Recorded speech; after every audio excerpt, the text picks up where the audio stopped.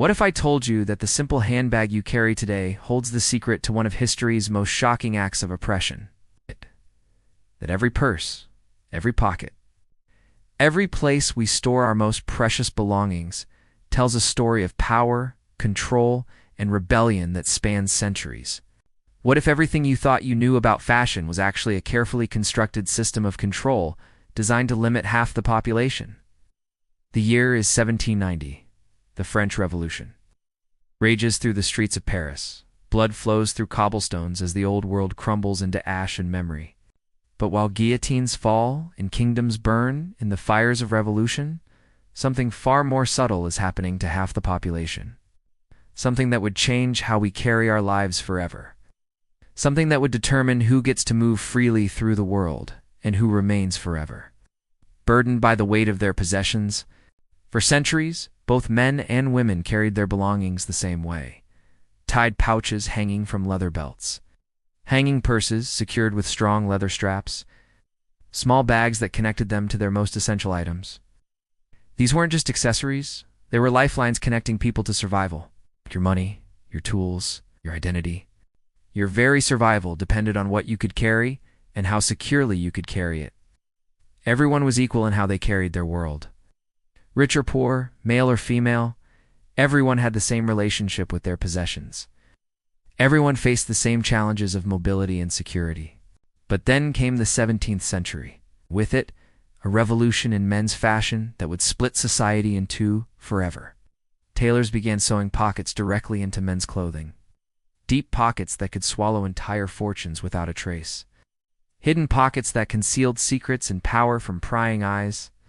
Pockets that could hold everything a man needed without anyone seeing or knowing what he possessed. This wasn't just convenience, it was power. This was the beginning of invisible advantage that would reshape society itself. Therefore, men became mobile in ways women never could. Independent, free to move through the world with their possessions hidden and secure. They could conduct business without revealing their wealth to potential thieves. They could travel without advertising their vulnerability to bandits and pickpockets.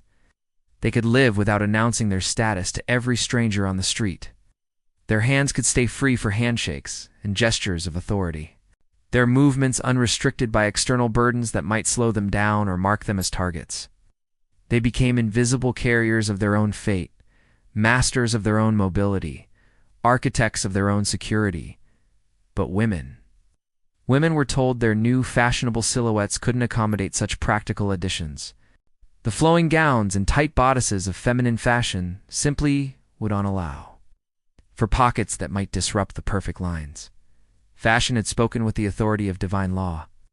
Beauty demanded sacrifice, and that sacrifice was freedom itself. Every seam that could have held a pocket was instead devoted to creating the perfect feminine silhouette. Every inch of fabric was measured against aesthetics, not function. Therefore, the handbag was born, not as a choice, but as a necessity, forced upon women by a society that valued their appearance over their autonomy. Not as freedom, but as a beautiful prison disguised as luxury. Women were forced to carry their lives outside their bodies, visible to all, vulnerable to theft, dependent on remembering to grab their bag before leaving home. Every purse became a leash, tethering them to vulnerability. Every handbag became a constant reminder of dependence. They couldn't move through the world with the same invisible confidence as men.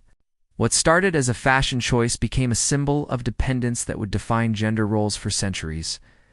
While men's pockets grew deeper and more numerous with each passing decade, women's handbags became smaller and more delicate. Pretty little things that could barely hold a handkerchief and a few coins. Decoration over function. Beauty over practicality.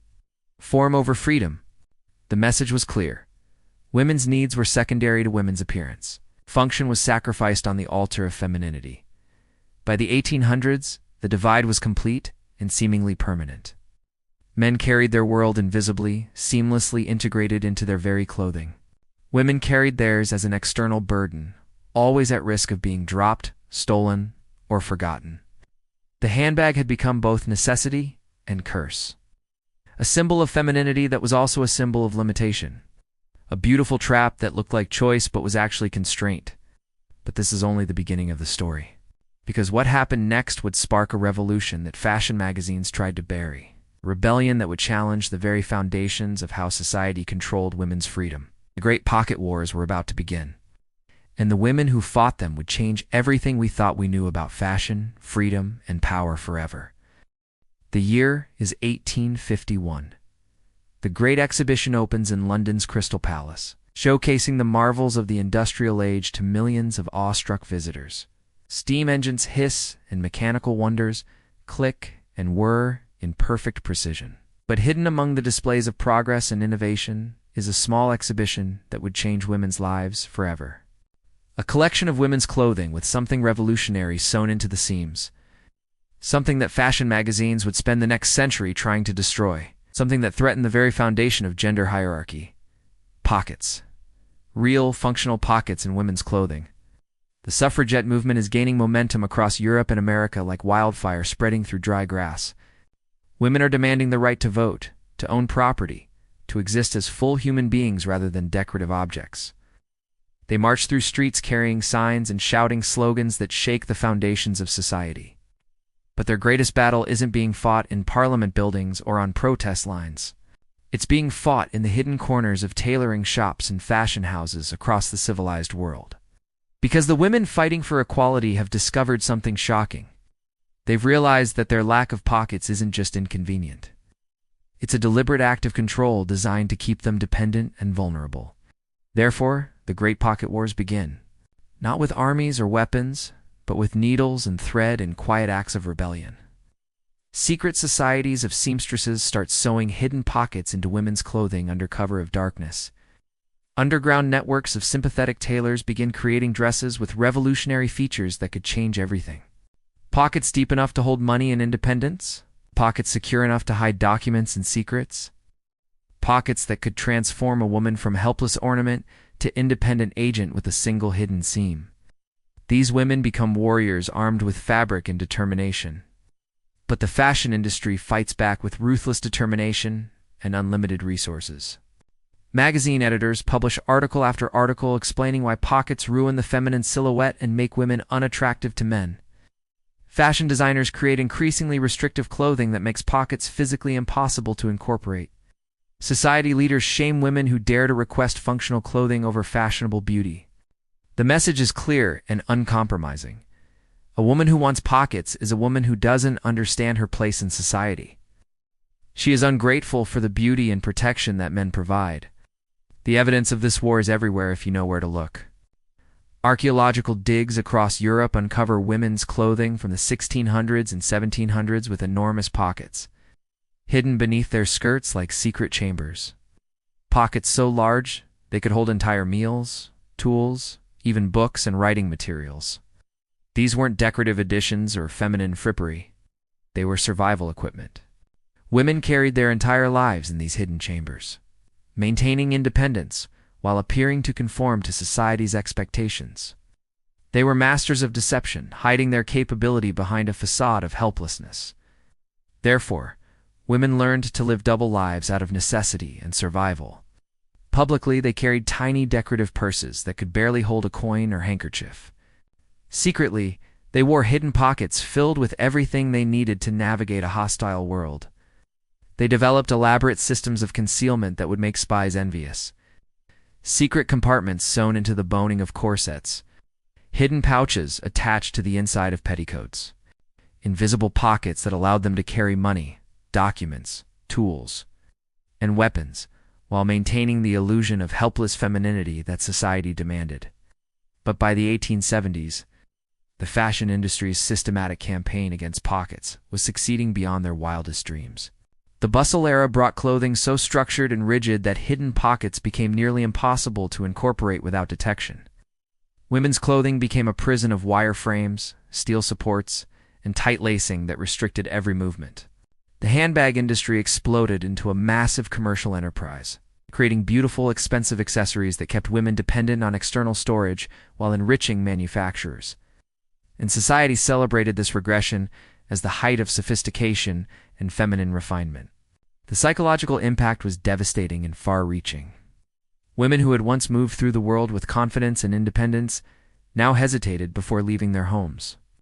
Did they have their purse? Were their possessions secure? Could they afford to set their bag down even for a moment? The simple act of carrying one's belongings became a source of constant anxiety and vulnerability. Freedom of movement became a luxury that only men could afford. Women became prisoners of their own accessories. By the 1880s, the war seemed lost, and the future looked bleak. Fashion magazines declared total victory over the unsightly bulge of... The year is 1885. A strange new machine appears on the streets of London, Paris, and New York, causing crowds to gather in amazement wherever it rolls. Two wheels connected by a metal frame that allows humans to move faster than they ever have before, without the aid of horses or steam engines. The bicycle. But this isn't just a new form of transportation that will change how people travel from place to place. It's a weapon of revolution disguised as recreation, a Trojan horse of liberation that nobody sees coming. Because women who ride bicycles discover something that terrifies the fashion industry to its very core and threatens their entire business model. They need pockets, deep, functional pockets that can hold tools, money, and freedom itself. The bicycle is about to destroy a century of careful oppression with two simple wheels and a chain. The cycling craze sweeps across the civilized world like a tidal wave of liberation that cannot be stopped by any force on earth, overwhelming every barrier put in its path. Women throw their legs over bicycle seats and suddenly understand what freedom feels like. For the first time in their carefully controlled lives, the wind in their hair streaming behind them like banners of independence, the power in their legs propelling them forward under their own strength, the ability to go anywhere they choose without asking permission from any man or waiting for male escort. But there's a problem that the fashion industry never anticipated in their careful planning. Victorian gowns, with their massive skirts, tight corsets, and delicate fabrics, are completely incompatible with bicycle riding and become death traps on wheels. Women who try to cycle in traditional dresses find themselves tangled, trapped, and sometimes killed by their own clothing as fabric catches in spokes and chains. Therefore, the cycling costume is born out of pure necessity and desperation for survival itself. Women begin wearing divided skirts that allow their legs to move freely without restriction or entanglement. Shorter hemlines that won't catch in the spokes and drag them to their death. Fitted jackets that don't billow in the wind and obscure their vision or balance. And most revolutionary of all, they demand pockets with the persistence of revolutionaries. Real, functional pockets that can hold bicycle tools, money for emergencies, and the keys to their newfound independence. For the first time in decades, women's clothing is designed for function rather than male approval or aesthetic pleasure. But the backlash is swift and merciless, coordinated across every institution that benefits from female helplessness. Doctors publish studies claiming that cycling will damage women's reproductive organs and make them unable to bear children, rendering them useless to society. Religious leaders declare that women on bicycles are immoral and unchristian, violating God's plan for feminine submission. Fashion magazines run article after article, showing how cycling costumes make women look masculine and unattractive to potential husbands. The message is clear and uncompromising. A woman on a bicycle is a woman who has forgotten her place in God, is natural order in society, is careful hierarchy. The evidence of this panic is everywhere in newspapers and magazines of the era, preserved for posterity in archives that document the fear. Cartoons mock women cyclists as unfeminine monsters with exaggerated masculine features. Medical journals publish fake studies about cycling causing infertility and organ displacement. Society columnists shame women who dare to appear in public wearing cycling costumes with their scandalous pockets and practical designs that prioritize function over beauty. The establishment is terrified because they understand what's really happening beneath the surface. Women are discovering that they don't need to be helpless. They don't need to carry their lives in vulnerable external bags that can be stolen or forgotten. They can be self-sufficient and independent. And therefore, the fashion industry launches its most desperate campaign yet, throwing unlimited resources into the battle for women's dependence. They create alternative cycling costumes designed to look practical, while actually being useless traps that maintain the status quo. Skirts that appear divided but are secretly sewn together at crucial points. Jackets with fake pockets that can't hold anything substantial. Accessories that maintain the appearance of helplessness while pretending to embrace the cycling trend for marketing purposes. They understand that if women discover true functional clothing and experience real independence, the entire handbag industry could collapse overnight and take their profits with it. But women are smarter than the fashion industry gives them credit for, and they've learned to fight back with intelligence and cunning. They begin modifying their cycling costumes in secret, adding hidden pockets and functional features that serve their actual needs. Underground networks of seamstresses share patterns for truly practical cycling clothing that works for real women. Women teach each other how to sew real pockets into garments and hide them from disapproving eyes. They develop a black market for functional fashion that operates completely outside the control of male-dominated fashion houses and their restrictive designs. The transformation is remarkable and terrifying to those in power who have built their wealth on female dependence. Women who once hesitated to leave their homes without checking multiple times for their purses now stride confidently onto bicycles with everything they need, safely secured in hidden pockets, distributed across their clothing. They cycle to work, to social gatherings, to political meetings where they discuss their newfound freedom. They carry tools and money and documents without fear of theft or loss, or the anxiety that has plagued them for generations. For the first time in living memory, women experience true mobility and independence that comes from within rather than being granted by men. By 1895, the bicycle boom reaches its peak across the civilized world. And with it, the pocket revolution reaches a tipping point that threatens everything the establishment holds dear. Millions of women across America and Europe are wearing cycling costumes with functional pockets that actually serve their needs. They're experiencing what it feels like to move through the world without external burden or constant vulnerability. They're rediscovering that independence is just possible. It's intoxicating and addictive once you taste it. The handbag industry panics as sales begin to decline for the first time in decades, and executives face the prospect of reduced profits. But the establishment isn't finished fighting this war for control over women's bodies and independence. They're re-preparing their most sophisticated weapon yet, a new invention that will make bicycles obsolete and force women back into restrictive clothing and external dependence where they belong. The automobile is coming with the promise of comfort and luxury, and with it, a new form of fashion tyranny that will make the pocket wars look like a minor skirmish in comparison. The battle for women's freedom is about to enter its most dangerous phase, where the stakes aren't just pockets or handbags, but the very future of female independence itself, and whether women will be allowed to control their own mobility. The year is 1908. Henry Ford unveils the Model T, promising to put America on wheels and revolutionize transportation forever with mass production and affordable pricing. The automobile represents progress, modernity, and the future of human mobility wrapped in gleaming metal and leather upholstery. But what nobody realizes is that this marvel of engineering will become the fashion industry's secret weapon in their war against women's independence in functional clothing. The car is about to destroy 2 decades of cycling costume victories and drag women back into restrictive fashion and handbag dependence with ruthless efficiency that makes previous campaigns look amateur by comparison.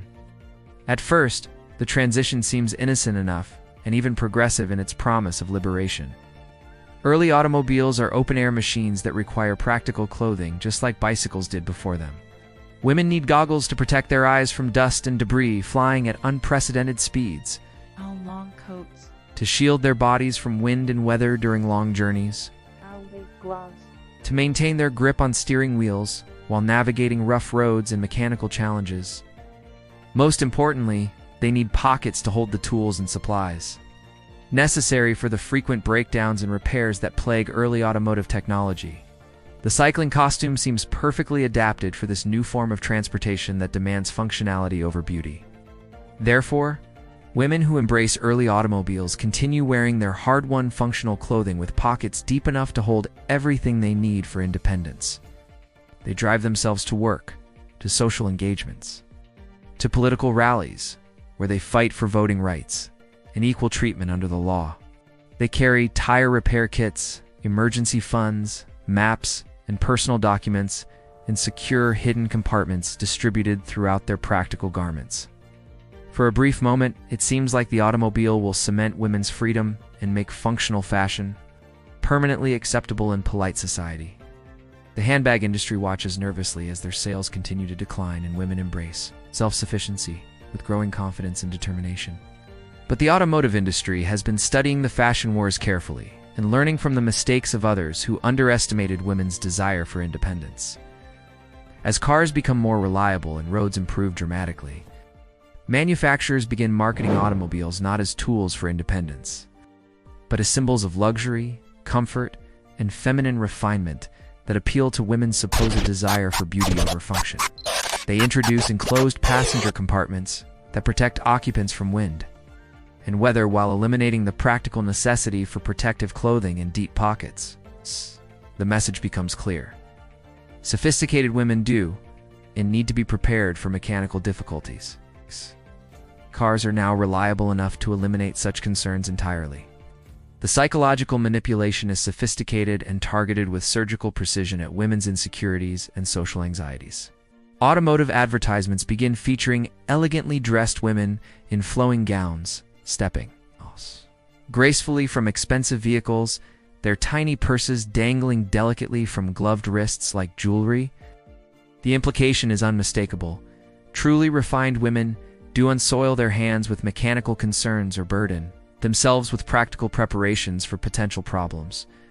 They trust in technology, male expertise, and the reliability of modern engineering too. Protect them from the harsh realities of transportation that only lower-class women need to worry about personally. Therefore, the fashion industry seizes this opportunity to launch a coordinated assault on functional women. Clothing that surpasses anything they've attempted before in scope and sophistication. They create new automotive fashion specifically designed to be impractical for anything except sitting passively in a passenger seat. While men handle all mechanical and navigational responsibilities, hobble skirts that make walking difficult become fashionable because women supposedly do and need to walk. When they have cars to transport them, delicate fabrics replace sturdy materials. It's because women, and be exposed to harsh outdoor conditions inside protective automotive compartments. Most devastatingly, pockets disappear entirely, because women supposedly do and need to carry anything when they have chauffeurs and male escorts to handle all practical concerns. The transformation happens with shocking speed that catches even experienced activists off guard and unprepared for the coordinated assault. Within a decade, the functional cycling costumes that women fought so hard to win are dismissed as outdated relics of a primitive era, when transportation was unreliable and women had to fend for themselves like common laborers. Fashion magazines celebrate the return of feminine helplessness as a sign of civilization. It's progress in women's elevation to a higher social status that frees them from practical concerns.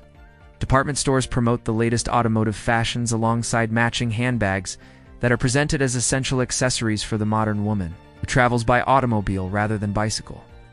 The handbag industry experiences an unprecedented boom as women are convinced that automotive travel requires specific accessories that can be built into clothing without ruining the elegant lines that sophisticated transportation demands. Evening bags for theater visits, shopping bags for department store excursions, travel cases for weekend trips to country estates. Each type of journey supposedly requires different external storage solutions that keep women dependent on accessories they can lose, forget, or have stolen, while maintaining the illusion of luxury and refinement that modern life provides. By 1920, the victory seems complete, and the pocket revolution appears to be nothing more than a historical footnote in the march of fashion progress.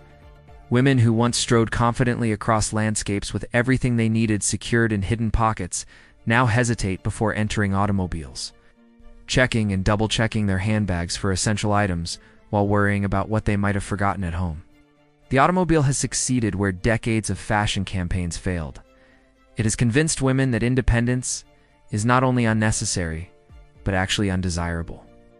In a modern world where technology and male expertise can provide everything they need for comfort and security, but in the shadows of this apparent triumph, a new generation of women is watching and learning from the systematic destruction of their hard-won freedoms. With growing anger and determination, the world wars are coming, and with them, labor shortages that will force society to acknowledge women's capabilities and practical needs in ways that no amount of fashion propaganda can suppress or disguise. The pocket wars are about to enter their most decisive phase, where survival itself will depend on function over fashion, and women will rediscover their power to reject the beautiful prisons that society constructs for their comfort and control. The year is 1914. Archduke Franz Ferdinand is assassinated in Sarajevo, and the world explodes into the most devastating conflict in human history up to that point in time. Millions of men march off to battlefields across Europe, leaving behind factories, farms, and essential industries that must continue operating to support the war effort and keep civilization functioning. But what the fashion industry never anticipated is that this global catastrophe will shatter their carefully constructed system of female zealousness in ways that no amount of social campaigning ever could. War doesn't care about feminine delicacy, elegant silhouettes, or the proper place of pockets in women's clothing. War demands function, efficiency, and survival at any cost. Within months of the conflict's beginning, women across Europe and America find themselves thrust into roles that society previously declared impossible for their delicate constitutions and refined sensibilities. They operate heavy machinery in munitions factories, where a single mistake could cause explosions that killed dozens of workers. They drive ambulances through battlefields under enemy fire, navigating bomb craters and avoiding sniper bullets while transporting wounded soldiers to medical stations. They work as mechanics, engineers, farmers, and factory supervisors, taking on responsibilities that require not just physical capability, but the ability to carry tools, documents, and emergency supplies at all times without the luxury of external accessories that can be lost or stolen. Therefore, practical clothing makes a dramatic comeback out of pure necessity and survival instinct rather than fashion choice or political statement. Women working in factories need deep pockets to hold small tools, safety equipment, personal identification that could save their lives in case of industrial accidents. Female ambulance drivers require secure compartments for medical supplies, maps, and communication devices that are essential for their life-saving missions behind enemy lines. Land girls working on farms need clothing that can carry seeds, small tools, and emergency provisions while allowing them to move freely through fields and barns without restriction or impediment. The fashion industry finds itself in an impossible position that threatens their entire business model and decades of careful social conditioning. They cannot openly oppose women's wartime clothing needs without appearing unpatriotic and undermining the war effort that every subjectus is expected to support without question. Magazine editors who once condemned functional pockets as unfeminine are forced to publish articles praising women's contribution to victory while quietly trying to frame practical clothing as a temporary wartime necessity that will disappear once peace returns and normal social order is restored. But the transformation goes deeper than anyone expects and changes women's relationship with independence in fundamental ways that cannot be easily reversed. Women who spend years carrying everything they need in secure pockets while performing essential wartime work discover something revolutionary about their own capabilities and potential for self-sufficiency. They learn that they can solve mechanical problems, navigate dangerous situations, and make critical decisions without male supervision or guidance. Most importantly, they experience the profound psychological freedom that comes from not having to worry about forgetting, losing, or having their essential possessions stolen from external bags. The evidence of this transformation is everywhere in letters, diaries, and photographs from the war years that document women's changing relationship with clothing and independence. Factory workers write about the relief of having secure pockets for their tools and identification. Nurses describe how hidden compartments in their uniforms allow them to carry medical supplies and personal items safely through dangerous conditions. Female mechanics celebrate the practical clothing that lets them work efficiently, without the constant anxiety of managing external accessories while handling heavy machinery and dangerous equipment. Therefore, when the war ends in 1918, millions of women across the Allied nations have spent years experiencing functional clothing and the independence it provides. They return to civilian life with fundamentally changed expectations about what clothing should do for them and how they should be able to move through the world. The fashion industry panics as they realize that 4 years of practical necessity has undone decades of careful conditioning about feminine helplessness and the supposed necessity of external storage solutions. The backlash is immediate and coordinated across every institution that benefits from female dependence and consumer vulnerability. Fashion magazines launch campaigns celebrating the return of peacetime femininity and the importance of looking attractive to returning soldiers who have endured years of hardship and deserve beautiful, delicate women to welcome them home. Department stores promote new lines of elegant clothing without pockets, alongside matching handbag sets that are presented as symbols of prosperity and civilization as return to proper social order. The handbag industry experiences a massive marketing push that frames external accessories as patriotic symbols of peace and prosperity after years of wartime, austerity, and practical necessity. Advertisements suggest that women who continue wearing functional clothing are somehow dishonoring the sacrifices made by returning veterans, who fought to preserve feminine beauty and delicacy against the forces of barbarism and militarism that threaten civilization itself. By 1925, the fashion industry appears to have succeeded in rolling back many of the wartime gains in functional clothing and pocket acceptance among the general population. The Roaring '20s bring flapper fashion with its emphasis on dancing, entertainment, and feminine display rather than practical functionality or workplace efficiency. Women are encouraged to embrace leisure, consumption, beauty as their primary concerns, now that men have returned to handle serious responsibilities.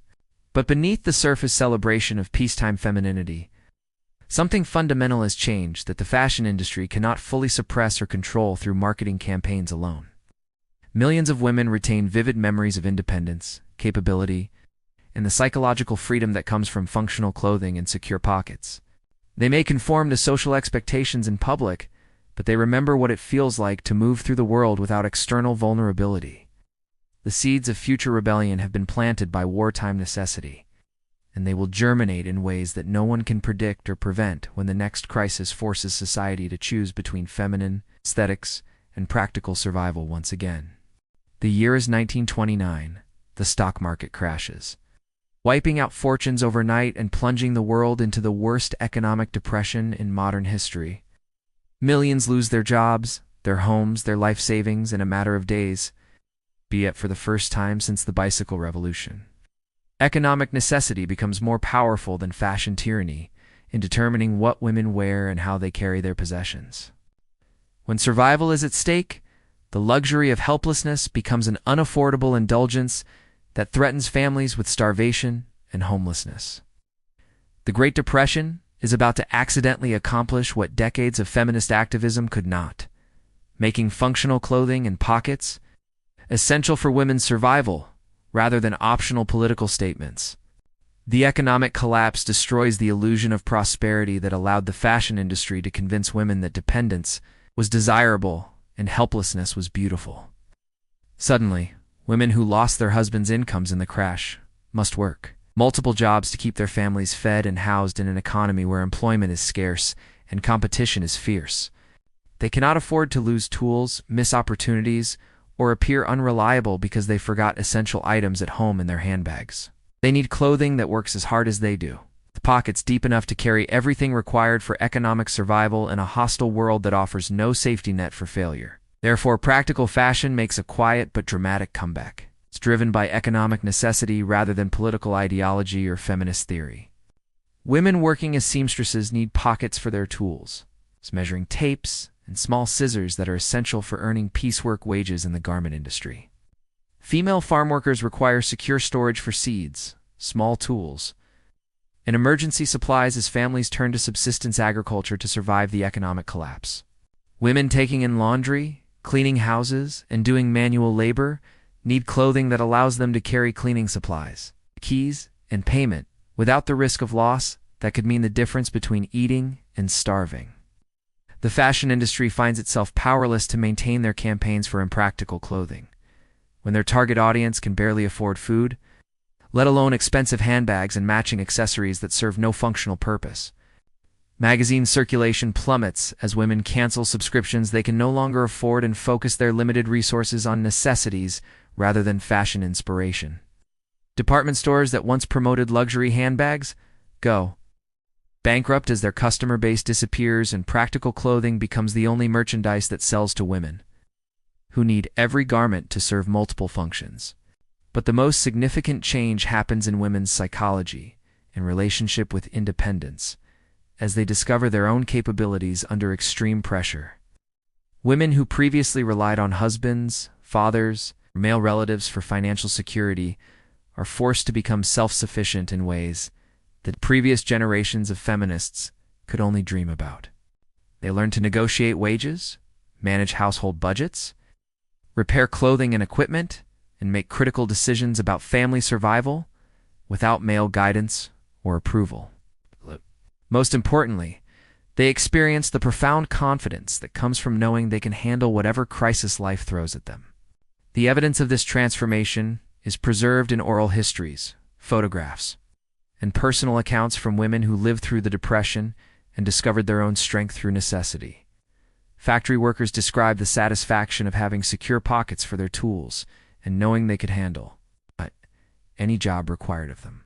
Farm women write about the freedom of carrying everything they needed to manage crops and livestock without depending on anyone else's organization or memory. Domestic workers celebrate clothing that allowed them to move efficiently through their work, without the anxiety of managing external accessories while handling other people's valuable possessions. Therefore, by the mid-1930s, millions of American women have spent years experiencing functional clothing and economic independence out of sheer necessity for family survival. Unlike the temporary wartime gains that could be rolled back through appeals to patriotism and peacetime femininity, depression or changes are rooted in women's direct experience of their own capabilities and the practical benefits of self-sufficiency. They know from lived experience that they are stronger, more capable, and more reliable than society ever told them they could be. The fashion industry attempts a comeback as the economy slowly recovers, launching campaigns that frame the return of prosperity as an opportunity to abandon the harsh necessities of Depression-era practicality for renewed feminine beauty and leisure. Advertisements suggest that women who continue wearing functional clothing are somehow failing to embrace the returning prosperity that allows them to be decorative rather than useful. Department stores promote new lines of impractical fashion, alongside expensive handbags as symbols of economic recovery and social progress.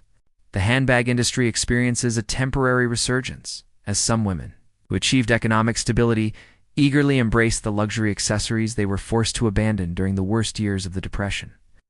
Marketing campaigns frame external storage as a reward for surviving hard times and a symbol of feminine success in achieving economic security that allows them to be beautiful rather than merely functional. Advertisements promise that the right handbag can transform a working woman back into a lady of leisure, who doesn't need to carry tools or worry about practical concerns. By 1940, the fashion industry believes they have successfully restored the pre-Depression social order, where women's appearance matters more than their capabilities and external accessories are preferred over functional clothing. The late 1930s bring a return to elaborate fashion, restrictive silhouettes, and tiny purses that can barely hold cosmetics and coins. Society celebrates this as evidence that America has recovered from economic hardship and returned to proper social relationships where men provide and women consume. But the seeds of permanent change have been planted too deeply to be eliminated by marketing campaigns or economic recovery alone. Millions of women retain vivid memories of independence, capability, and the psychological freedom that comes from functional clothing and secure storage. They may conform to social expectations in public, but they know from personal experience that they can handle whatever challenges life presents. And when the next crisis arrives demanding practical skills and reliable clothing, they will be ready to abandon feminine helplessness without hesitation or regret. The world war that will soon engulf the globe will find women who remember how to be competent, and this time they will never fully surrender that knowledge again.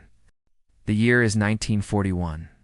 Pearl Harbor burns, and America enters World War II with unprecedented industrial mobilization that dwarfs even the Great War-esque demands for female labor and practical clothing. But this time, women enter the workforce with 2 decades of accumulated experience in functional fashion, economic independence, and the confidence that comes from surviving the depression through their own capabilities and determination. They are no longer naive about the fashion industry's attempts to control their freedom through clothing restrictions. And they refuse to surrender the practical gains they've fought so hard to achieve and maintain. Through multiple crises that tested their resolve. Within months of America's entry into the war, factories across the nation are retooled for military production. And women flood into jobs that require not just physical capability, but the ability to carry precision tools, safety equipment, and technical documentation that could mean the difference between life and death for soldiers on distant battlefields. Rosie the Riveter becomes the symbol of female industrial power. But beneath her iconic image lies a revolution in women, its relationship with clothing that goes far deeper than wartime propaganda suggests. These women demand pockets, and they get them because the war effort cannot afford to lose productivity to the fashion industry's aesthetic preferences. Therefore, functional clothing reaches its highest point of social acceptance and practical development in American history, as military necessity overrides every other consideration, including traditional gender roles and fashion tyranny. Women working in aircraft factories need deep, secure pockets for riveting tools, safety equipment, and quality control instruments that ensure bomber planes won't fail in combat due to manufacturing defects. Female welders require flame-resistant clothing with multiple compartments for welding rods, measuring tools, and protective gear that keeps them safe while building the ships and tanks that will win the war. Land army workers need practical garments that can carry seeds, tools, and emergency supplies while producing the food that feeds both civilian populations and military forces fighting on multiple continents. The fashion industry finds itself completely marginalized for the first time in over a century as women's clothing becomes a matter of national security rather than personal aesthetics or commercial manipulation. Government agencies issue specifications for women's work clothing that prioritize function, safety, and efficiency over appearance or traditional feminine silhouettes. Magazine editors who once condemned pockets as unfeminine are forced to publish articles celebrating functional fashion as patriotic duty and essential contribution to victory against fascism that threatens democratic civilization itself. But the most significant change happens in women's collective consciousness, as millions experience unprecedented levels of responsibility, capability, and economic power while wearing the most practical clothing in generations. They operate complex machinery, worth millions of dollars. They make technical decisions that affect military outcomes. They earn wages that give them genuine economic independence for the first time in their lives. Most importantly, they discover that practical clothing enhances rather than diminishes their sense of feminine identity and personal power in ways that restrictive fashion never could. The evidence of this transformation is overwhelming in letters, photographs, factory newsletters, and government reports that document women's wartime contributions and changing attitudes toward clothing and independence. Aircraft workers write about the satisfaction of having secure pockets for precision instruments, and knowing they can handle any technical challenge required by their critical work. Shipyard welders describe the confidence that comes from wearing protective clothing designed for their specific needs. Rather than male approval, agricultural workers celebrate the freedom of carrying everything necessary for food production, without depending on external accessories that could be lost or stolen in farm environments. Therefore, by 1945, when victory is achieved and peace returns, American women have spent 4 years experiencing the most functional clothing and genuine economic independence in modern history, unlike previous wartime gains that could be dismissed as temporary emergency measures. This transformation is supported by women's direct participation in winning the most important conflict in human history. They cannot be told they are incapable when they built the planes that won air superiority and the ships that carried victory across 2 oceans.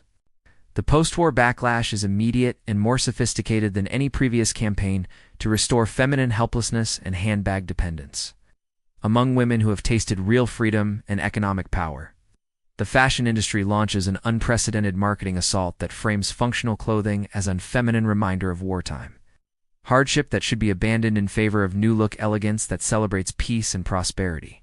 Christian Dior's revolutionary designs emphasize tiny waists, its enormous skirts, and the complete elimination of pockets in favor of delicate handbags that symbolize women's return to decorative rather than productive roles in society.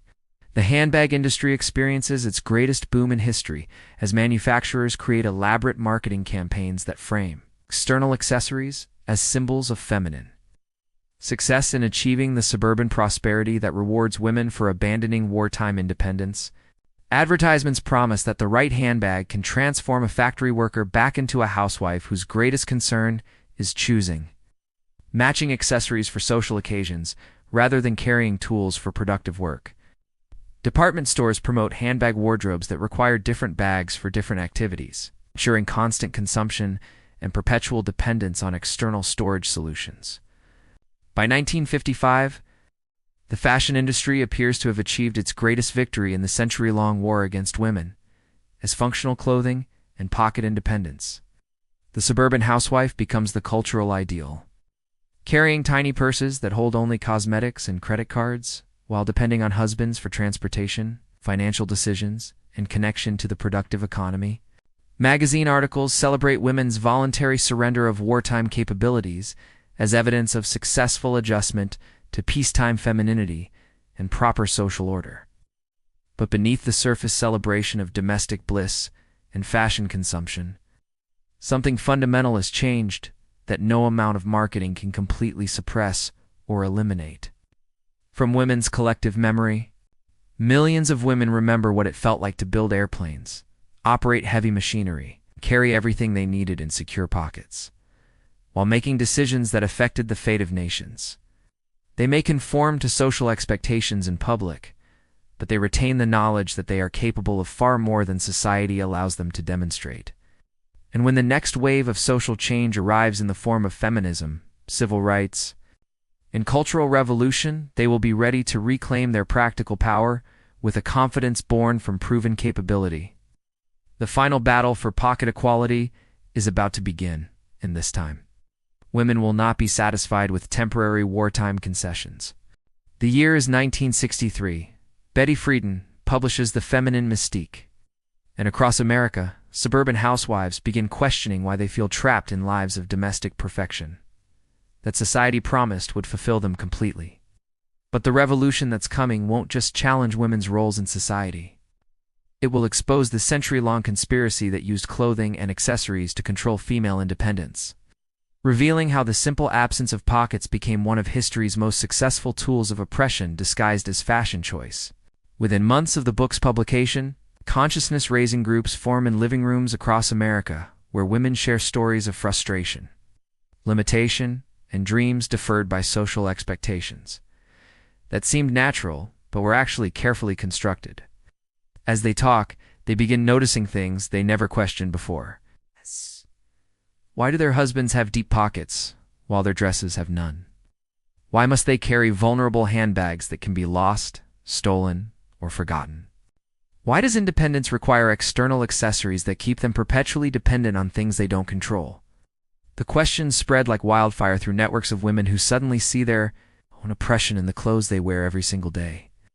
Therefore, the pocket revolution of the 1960s begins not with fashion designers or clothing manufacturers, but with women themselves who refuse to accept limitation disguised as femininity any longer. Female college students studying in newly integrated universities demand functional clothing with pockets for carrying books, pens, and laboratory equipment, without the burden of external bags that mark them as less serious than their male peers. Working women entering previously male-dominated professions need secure storage for tools, documents, and credentials that prove their competence in environments where any sign of unpreparedness can be used to justify their exclusion from positions of responsibility and power. The fashion industry panics as their century-long strategy of manufactured helplessness faces its first sustained, coordinated challenge from women who understand the political implications of clothing choices and refuse to be pacified by promises of beauty over function. Magazine editors who built careers promoting handbag dependence watch circulation plummet as readers cancel subscriptions and seek fashion advice from underground feminist publications that celebrate practical clothing and pocket equality. Department stores that invested fortunes in handbag marketing find their target audience increasingly hostile to products designed to maintain their vulnerability and dependence on external storage solutions, but the backlash is immediate and more sophisticated than any previous campaign to maintain feminine helplessness and consumer dependence among women who are actively organizing against their own oppression. Conservative media launches attacks on functional fashion as unfeminine and anti-family, suggesting that women who demand pockets are somehow rejecting their natural roles as wives and mothers. The handbag industry funds research designed to prove that external accessories are healthier for women, posture and more hygienic than clothing storage while fashion. Magazines publish articles warning that pockets make women look masculine and unattractive to men who prefer feminine helplessness. The evidence of systematic resistance to women's clothing liberation is everywhere in marketing campaigns, media coverage, and industry responses that reveal how deeply the fashion establishment is invested in maintaining control over female independence through clothing restrictions. Manufacturers refuse to produce women's clothing with adequate pockets. Despite growing consumer demand and clear market opportunities, retailers continue promoting handbag lines to customers who increasingly reject external storage in favor of functional fashion. Fashion schools teach design students that pockets are incompatible with feminine aesthetics, perpetuating myths about technical impossibility that serve industry profits rather than women's actual needs. Therefore, women take matters into their own hands with an effectiveness that surprises even veteran activists who underestimated the depth of frustration with clothing-based oppression among ordinary women. Underground networks of seamstresses begin teaching pocket installation workshops in community centers and women's homes, sharing techniques for adding functional storage to existing garments without destroying their appearance. Feminist publications publish patterns and instructions for modifying clothing, creating a black market for practical fashion that operates outside the control of male-dominated fashion industry that profits from female helplessness and consumer dependence. The transformation accelerates through the 1970s as the women's liberation movement gains momentum and pocket. Equality becomes a visible symbol of broader struggles for independence and equality in all areas of life. Female professionals entering law, medicine, business refuse to compromise their effectiveness by carrying vulnerable external accessories that can be forgotten, stolen, or used to question their seriousness and competence. College students demand practical clothing that allows them to carry everything needed for academic success without the anxiety of managing handbags, while navigating campus environments designed around male experiences and expectations.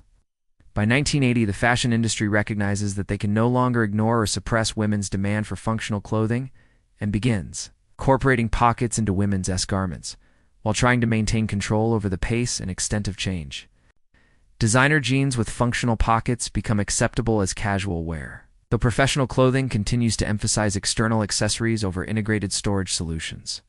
Sportswear manufacturers discover enormous market demand for women's athletic clothing with secure pockets, leading to innovations that prove technical obstacles were never insurmountable barriers but deliberate. Design choices that served industry interests rather than consumer needs. The handbag industry adapts by repositioning external accessories as fashion statements and luxury items rather than necessities for carrying essential possessions, acknowledging for the first time that pockets are practical alternatives to external storage, while maintaining market share through appeals to status and style rather than manufactured helplessness. High-end purses become symbols of wealth and taste rather than feminine dependence, allowing women to choose external accessories without surrendering their right to functional clothing and pocket equality. By the turn of the 21st century, the pocket wars have largely ended in victory for women's functional clothing, though subtle forms of discrimination persist in professional settings where feminine appearance standards continue to discourage practical fashion choices. The handbag has evolved from a symbol of oppression to optional accessory. While pockets have become accepted as normal features of women's clothing, rather than radical political statements or unfeminine aberrations that threaten social order, but the most important victory isn't in clothing itself, but in women's consciousness about their right to move through the world with independence, security, and the confidence that comes from being prepared for whatever challenges they encounter. The century-long battle over pockets was never really about fashion. It was about freedom, capability, and the fundamental question of whether women have the right to be self-sufficient. Human beings rather than decorative objects dependent on external accessories and male protection for their basic needs and survival. Today, when you reach into your pocket for your phone, your keys, or your money, you're participating in a revolution that took over a century to win. Every pocket is a victory. Every secure compartment is a declaration of independence. Every woman who moves through the world with everything she needs safely stored in her clothing is living proof that the pocket wars were worth fighting, and that freedom, once won, can never be completely taken away again.